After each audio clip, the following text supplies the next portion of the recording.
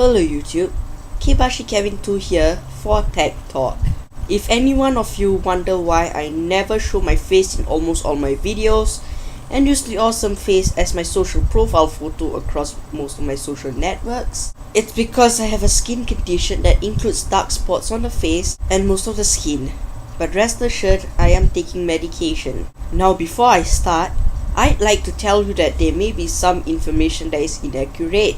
If so, feel free to correct me in the comments section. Don't forget the time code. Now on to the topic of the day. Why I don't have a mid-1990s or Windows 95 era PC in my collection. Now I dreamt of owning one, but there are no opportunities for me to own one. There are a large number of refuse bins at homes and apartment blocks all over this tiny island, and I can't scan each and every one of them once a day. Neither can I go through a time machine back to late 1995. The ones I find on eBay have very expensive shipping prices for the most part. I can't even get one that's broken and or untested. One of the reasons I found as to why they are hard to find these days is that other people simply neglect them. As far as I know, most of them that were sold here back in the day were lost to the sands of time.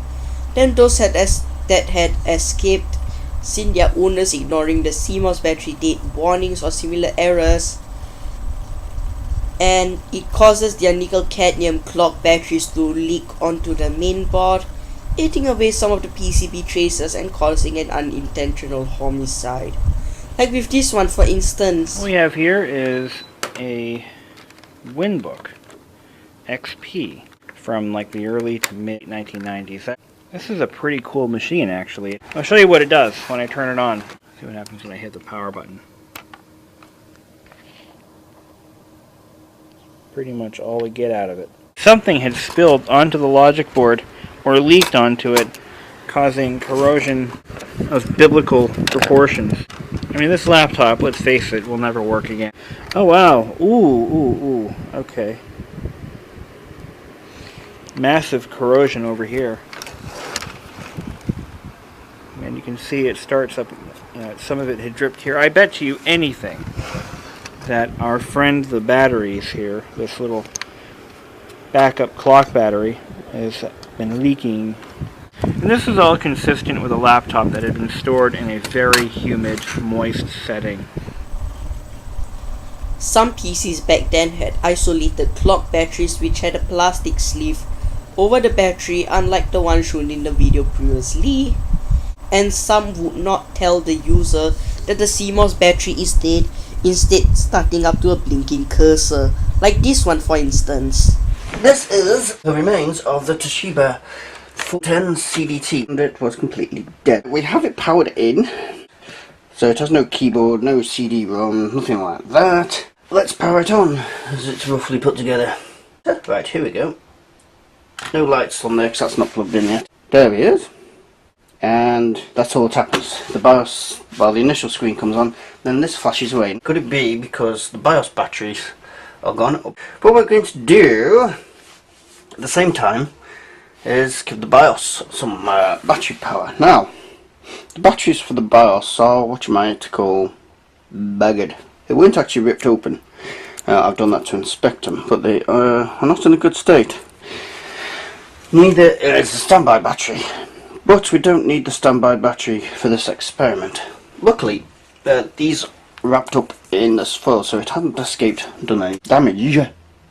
But what we're going to do is replace this. Now, looking on eBay, to replace this is about £16. To replace this is £25. Now, when I'm working with a system that I don't know works completely, I am not, I repeat, not going to spend that sort of money. So we're going to, I'll just switch this off, and it shows you we got sound. Excellent.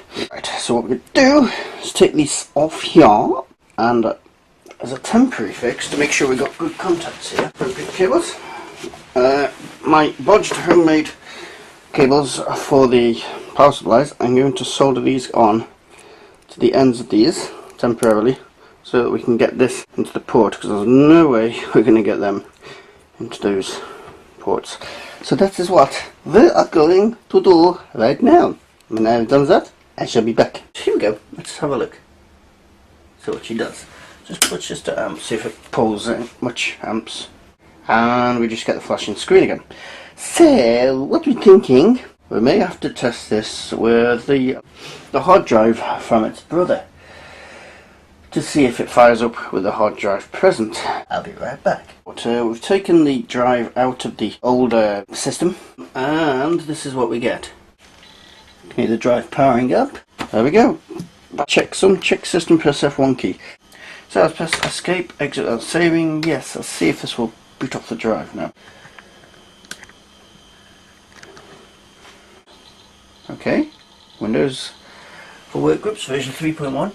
And the other good news is there was some water damage over here, which now appears to have disappeared. And with that gone, it's actually a rather good screen. Hold F4. So in my Windows session, okay, and back to us. So it does work! Hurrah!